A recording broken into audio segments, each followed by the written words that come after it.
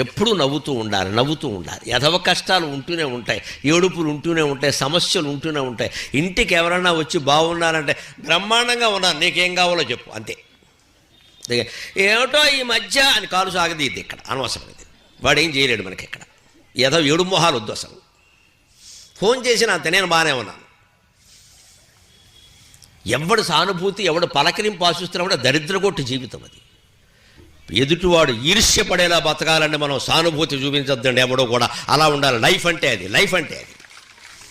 1,000,000 మంది మనం చూసి ఈర్ష్యపడేలా బతకాలండి. మనం కోరుకోం, పడితే పడినాయి, వాడి కర్మ. అంత వైభవంగా ఉంటాం. ఉన్నా లేకపోయినా అడిగితే నేను అలాగే ఉన్నా, నీకేం కావాలో చెప్పంటాం. చెప్పొద్దు, మన కష్టాలు ఎవరికి చెప్పొద్దు, మన దుఃఖాలు ఎవరికి చెప్పొద్దు. పూజా మందిరంలో అమ్మవారు ఉంది, మనం ఉన్నాం ఇక్కడ, చెప్పుకుంటామండి. అంత బాధగా ఉంటే నాటకం ఆడక్కల. నిజంగా కష్టం ఉంది, నిజంగా దుఃఖం ఉంది, భగవంతుడు తీర్చాలి కానీ ఈ పెద్ద మనుషులు ఎవరైనా తీరుస్తారా? వీళ్ళు ఇంకా ప్రచారం చేస్తారు బయటికి వెళ్ళి.